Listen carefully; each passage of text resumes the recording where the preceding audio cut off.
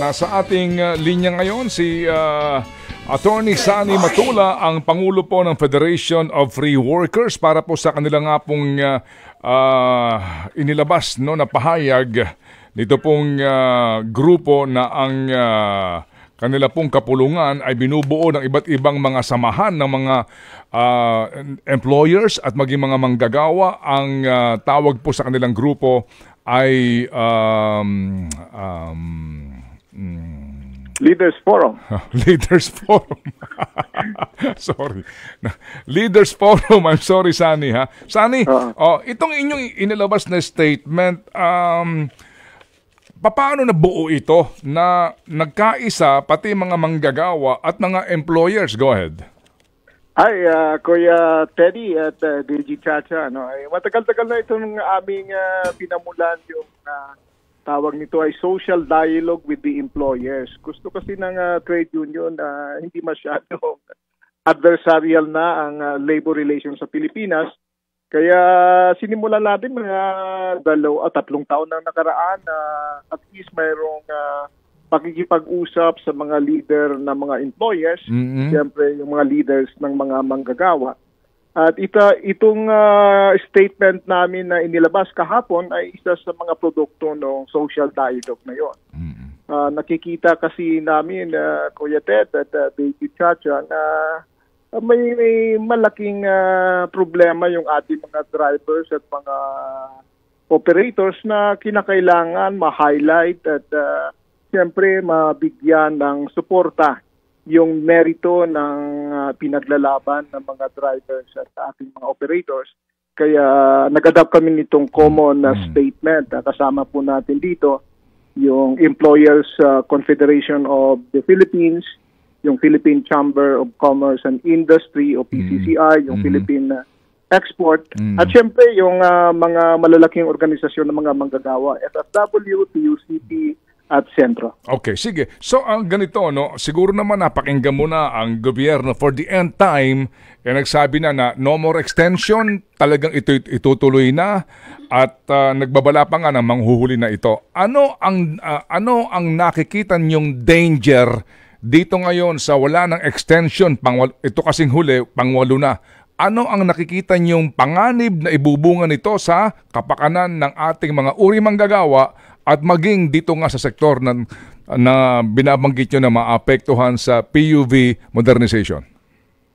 Siyempre, Kuya Teddy, ay mula na mismo sa bibig ng ating LTFRB na mayroon pang hindi nakapag-consolidate ng kanilang mga units into cooperative or corporation na mga 38,000 na mga drivers at operators ito. So, sa aming palagay ay mawawala ng hanap buhay pag August 30 o May 1 ang ating mga manggagawang ito, na problema yan ng ating mga kababayan at siyempre ng ating gobyerno, yung 38,000. Ito ay nagpapakita na lamang na siyempre hindi na konsulta o hindi na paghandaan ang transition na ito mula sa traditional jeepney to a modern jeepney. Dapat may tinatawag natin na termino sa United Nations, yung just transition, at kasama dyan yung konsultasyon at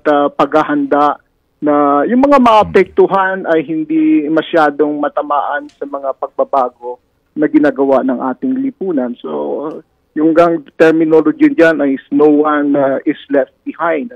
Kaya nabanggit po namin yan sa aming statement na kulang yung paghahanda at hindi nakonsulta yung mga taong maapektuhan nitong jeepney modernization.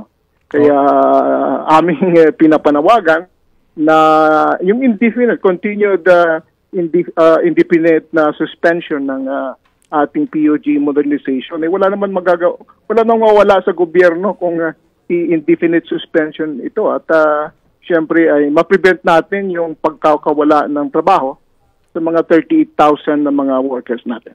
Oo, walang magagawa sa gobyerno. Di ba sinasabi ng gobyerno dito, ito ay para sa kapakanan ng mga commuters kasi nga mga units na komportable. Pangalawa, para sa ating kalikasan. Kasi nga daw, itong mga modernong jeepney, ay hindi na compliant na, no, doon sa mga Euro 6 o Euro 5 na mga engine, Euro 4, the list, no, na mga engine. Anong tugon niyo ron? Siyempre, kasamang Ted, hindi naman ang ating mga jeepney ang dahilan ng maraming pollution sa ating mga kalsada. 2% na lang itong ating mga jeepney sa kabuuang mga sasakyan sa Metro Manila, no? Kaya wag po natin masyadong pilitin na sila ang dahilan ng pollution, ano. Para naman doon sa pagmoderno, tayo po naman po ay hindi absolutely against the modernization, ano. Ang kinakailangan lang natin dito yung paghahanda na hindi malubog sa utang yung ating mga operator at mga drivers kasi napakamahal po yung mga unit ngayon. 2.5 million, 3 million lang po. Hindi kaya ng kung 610 pesos lang ang daily income mo, mabababaon talaga sa utang yung ating mga drivers at operator. At syempre, hindi nakahanda yung ating local industry.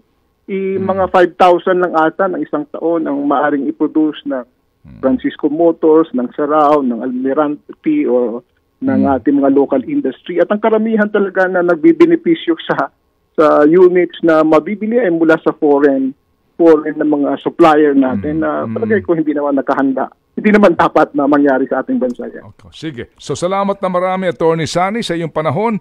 Antabay tayo, baka magkaroon ng milagro mula sa Padre Faura. Alam mo na ibig sabihin, no? Oo, may pending kami na petisyon sa Korte Suprema din po. At syempre, ang pinakamabilis sana yung ating Office of the President kung committee. Okay, sige. Salamat na marami, Attorney. Thank you. Mabuhay po kayo, Kuya Ted, Jaja Chacha. Apo, thank you. Si Attorney Sani Matula po, ang Pangulo ng Federation of Free Workers. Ted Filon at DJ Chacha. Ngayon, nasa Radyo 5, 92.3 News FM. Monday to Friday, 6 to 10 a.m.